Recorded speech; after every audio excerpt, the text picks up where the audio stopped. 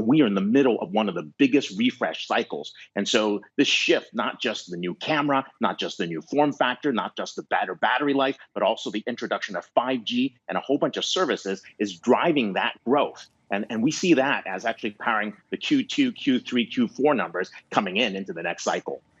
Okay, so you think that this is going to be a story over all of 2020 then, not just limited to the first quarter? Definitely. This is a super cycle of refresh for a lot of users. If you look at the numbers that people have for iPhone 6, iPhone 7, they're still in a pretty big range. The new camera is playing the big role today, but the thought of getting 5G services, even though that is farther away, is a reason to make that refresh. What does this then mean for the performance of Apple stock after hours, trading up by around about 1.5% and over the course then of 2020? We know that Apple is, of course, one of the most valuable companies in the world. It is. And actually, we have a forecast for about 350 on our guidance. And depending on what happens in Q2, that may change to about 370.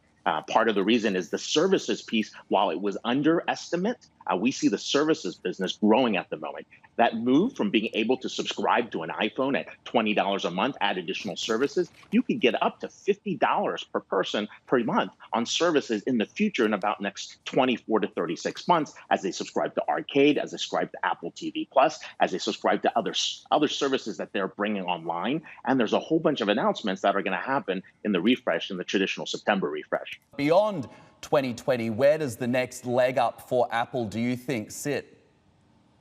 Yeah, the next leg up comes in a couple areas. One is really in the enterprise, where they're continuing to make a lot of progress in terms of adoption in the enterprise and usages in the enterprise. The second area we see is augmented reality and virtual reality. Apple's got some amazing mixed reality, augmented reality capabilities that are being rolled out. And then, of course, we see still a lot of growth in services, the ability to reach out from financial services to health services to subscriptions that are coming to bear. Those are actually creating large opportunities of growth. So install base, very, very important. You want to see iPhone growth and what those volumes of growth are. Second piece, adoption and cross-sell of services, driving the average revenue per user up. And then more important, they're driving margins on the services side that are close to 60 to 70%. Those margins can actually go up over time as iPhone margins stabilize. So those are a couple factors that we think might play a role.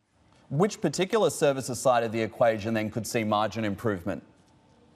We think that you're going to see opportunities in the Apple TV Plus, the Arcade piece. You're also going to see other new services that get rolled out in the next 6 to 12 months. Hey everybody, it's Hadley Gamble from our new CNBC Middle East Bureau in Abu Dhabi. Thanks for stopping by. Now to watch more, you can try one of the videos that just popped up on your screen. And don't forget to subscribe.